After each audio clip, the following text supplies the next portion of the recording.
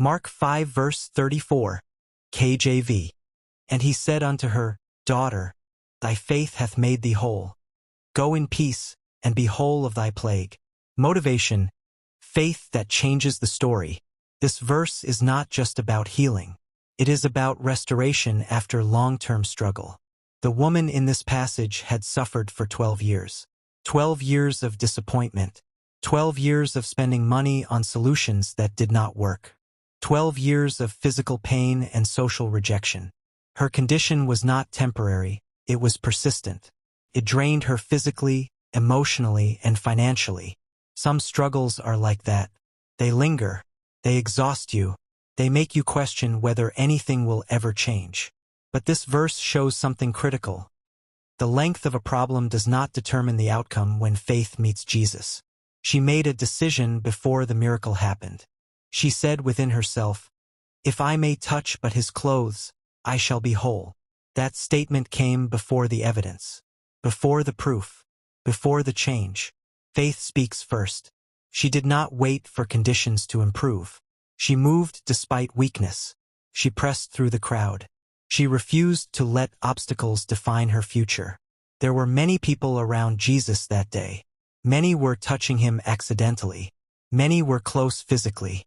But proximity is not the same as faith. The crowd was curious.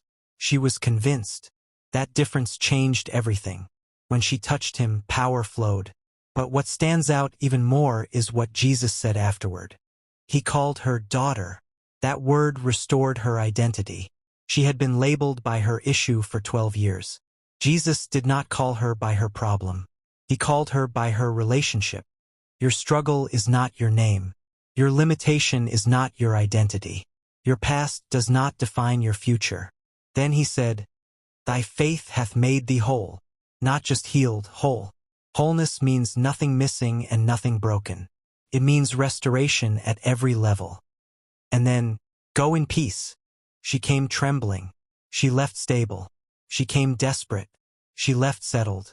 That is what faith does. It does not only change circumstances. It changes internal condition. If you have been fighting something that seems endless, whether it is financial pressure, emotional exhaustion, delayed progress, rejection, or repeated setbacks, this verse reminds you of something powerful. One moment of real faith can end years of struggle. Faith is not denial of reality. It is confidence in God's authority over reality.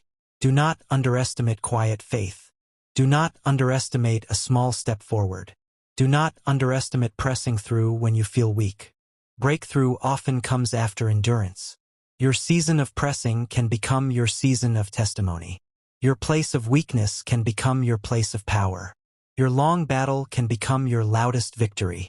Stay faithful. Keep pressing. Refuse to surrender to discouragement. Wholeness is possible. Prayer. Abba Father, you see every hidden struggle.